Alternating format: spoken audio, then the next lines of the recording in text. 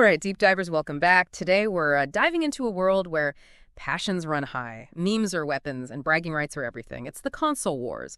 Now, whether you're a die-hard PlayStation fanatic or an Xbox evangelist, or maybe you're just someone who wonders why people lose their minds over these gaming boxes, this deep dive is for you. We've got Reddit threads, forum arguments, and even some news articles analyzing this whole phenomenon. Get ready, because we're about to uncover what fuels this digital battlefield and what it says about us as consumers and fans. You know, it's fascinating how this rivalry, it goes beyond just which console has better graphics or more games.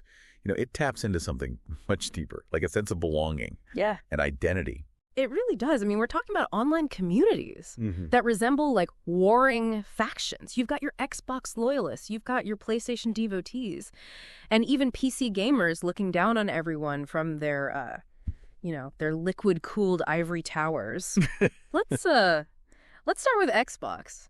I mean, their fans are absolutely obsessed with Game Pass. They're constantly comparing it to PlayStation. Like it's some kind of ultimate weapon. And for good reason, in their eyes. I mean, Game Pass with its massive library of games for a monthly fee offers incredible value. It's like this all-you-can-eat buffet of games, which seems to tap into like a fear of missing out. You know, they might not even play everything they download, but just the option to have it all.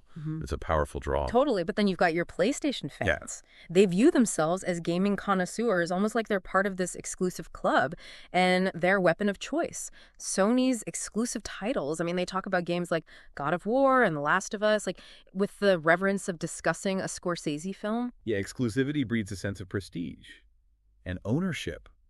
You know, it's not just about playing the game. It's about being part of that select group that has access to those experiences, and that feeds into their sense of identity as PlayStation fans. And then there's the constant debate. Which console has better hardware, better graphics? It gets so granular. We found one thread discussing the frame rate of Spider-Man 2 that was longer than War and Peace. It's like every little detail is a potential victory or defeat. Well, this focus on specs taps into that desire for measurable superiority. I mean, it's easier to argue about teraflops and frame rates than, more subjective qualities like storytelling or art style. But it also highlights how much these fans invest emotionally in their chosen platform. Speaking of emotional investment, it's almost religious how some fans defend their console's corporate overlords, especially with figures like Phil Spencer at Xbox. I mean, people build shrines out of controllers. It's like pledging fealty to a medieval king. It is fascinating how these companies cultivate this devotion. You know, they use carefully crafted marketing campaigns, community engagement, even personality-driven leadership to foster a sense of belonging and loyalty among their customer base. And in a way, it works brilliantly. Absolutely. But not everyone's caught up in this digital arms race. Nintendo fans seem to exist in their own happy little bubble. They're too busy building their island paradises in Animal Crossing to care about teraflops or exclusive titles. It's like they've found their own peaceful corner of the gaming world. Nintendo has very successfully cultivated a unique identity, focused on fun, family-friendly experiences. They've tapped into a different kind of gamer, one that's less concerned with the technical aspects and more interested in pure enjoyment and whimsy. It's almost refreshing, isn't it? Like stepping into a world where everyone's just happy to be playing games together. But we can't forget about the PC gamers. They're like the ever-watchful judges of the console wars, perched atop their meticulously crafted, high-end gaming rigs. PC gamers often view themselves as being on like a different level. They prioritize customization and performance, often boasting about their ability to achieve higher frame rates and graphical fidelity than consoles. Right. It's like they see themselves as the true gaming enthusiasts. Right. They talk about their graphics cards like they're holy relics, but there's also this sense that PC gaming is more demanding. You need to know how to build your own rig, troubleshoot problems, and constantly upgrade to stay ahead of the curve. It's not just about buying a box and popping in a game. Exactly. It requires a certain level of technical knowledge and investment, which feeds into their sense of elitism. Right. But it's interesting how even within the PC gaming community, there are divisions and arguments. Some swear by specific brands as components, while others debate the merits of different cooling systems. So even in the superior realm of PC gaming, you still have these tribalistic tendencies. Like no matter where you go in the gaming world, you can't escape the console wars mentality. It really highlights how deeply ingrained these behaviors are. We see it in so many areas of life, not just gaming. Right. Think about sports rivalries, brand loyalties, even political affiliations. We humans have a natural tendency to form groups and identify with them, often leading to competition and conflict. It's like we need someone to battle against, even if it's all in good fun, or at least it's supposed to be. But here's the thing that really gets me. Both Microsoft and Sony, they kind of benefit from all this, don't they? Oh, absolutely. This rivalry drives sales. The more passionate these fan bases are, the more likely they are to buy the latest consoles, games, and accessories. It's a brilliant marketing strategy, really. Right. They fuel the flames of the console wars, knowing that it ultimately benefits their bottom line. It's like they're the puppet masters, orchestrating this whole spectacle. And we, the consumers, we get so caught up in the hype that we forget it's all a game. Literally and figuratively, we spend hundreds, even thousands of dollars trying to win this imaginary war. This raises a crucial question about our role as consumers. Are we making informed choices based on our individual needs and preferences?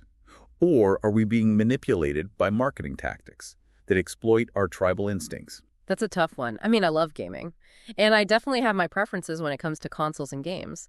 But it's hard to deny that marketing plays a huge role in shaping those preferences. It's like they know how to push our buttons, make us feel like we need the latest and greatest thing, to be part of the winning team. It's about creating a sense of urgency, a fear of missing out.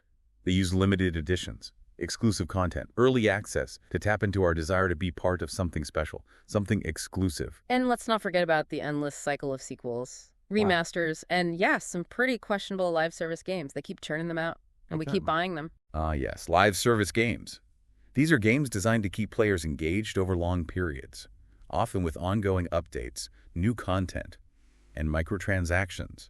It's a model that's become incredibly popular and profitable, but it can also feel predatory at times, especially when players feel pressured to spend money to keep up. Right. It's like they're designing these games to be addictive, to keep us hooked and spending. And it works. We get so caught up in the grind, in collecting all the skins or unlocking all the characters, that we lose sight of the bigger picture. It's not about having fun anymore. It's about maximizing our investment in the game. This brings us to a critical point, the commodification of gaming. What was once a hobby, a form of entertainment, has become a multi-billion-dollar industry driven by profit and market share. And while there's nothing inherently wrong with companies making money, it's important to be aware of how this can influence the games we play and the experiences we have. It makes you wonder, doesn't it? Are we really in control of our gaming choices, or are we just playing right into the hands of these corporations? It's a complex issue, no doubt. There's a constant push and pull between our individual agency as consumers and the influence of marketing and industry trends. But that's why it's so important to be aware of these dynamics, to think critically about our motivations and choices. Okay, so let's step back for a moment. We've talked a lot about the negative aspects of the console wars, the tribalism, the corporate profiteering, the potential for manipulation. But isn't there also something positive about this passion? I mean, these communities can be incredibly supportive and create genuine friendships. Absolutely. At its core, gaming is about connection, about sharing experiences and forming bonds with others who share your passions. These communities can offer a sense of belonging, a place where people feel seen and understood. And that can be incredibly powerful, especially for those who might feel marginalized or isolated in other aspects of their lives. So it's not all bad. The console wars might be a bit absurd, even a little toxic at times. But they also reflect a genuine love for gaming and a desire to connect with others who share that love. Exactly. It's about finding that balance, recognizing both the positive and negative aspects of this phenomenon, and ultimately it comes down to making conscious choices about how we engage with this world. So what does that mean for our listener? What can they take away from this deep dive into the console wars? The key takeaway here is to be mindful. Be aware of the forces at play, the marketing tactics, the tribalistic tendencies, the potential for exploitation. But don't let that cynicism overshadow the genuine joy and connection that gaming can bring. Right. Choose the console or platform that best suits your needs and preferences. Play the games that bring you joy. Engage with communities that lift you up and make you feel welcome. And most importantly, remember that it's all about having fun. Well said. At the end of the day, gaming should be an enjoyable and enriching experience. Don't let the noise of the console wars drown out that simple truth. And there you have it, Deep Divers, our exploration of the wild world of console wars. We've laughed, we've learned, we've maybe even questioned our own gaming habits. But most importantly, we hope you've gained a new perspective on this fascinating phenomenon. Remember, knowledge is power. By understanding the forces at play, we can make more informed choices and navigate this world with a greater sense of awareness and agency. So until next time, Deep Divers, stay curious, stay informed, and keep on gaming.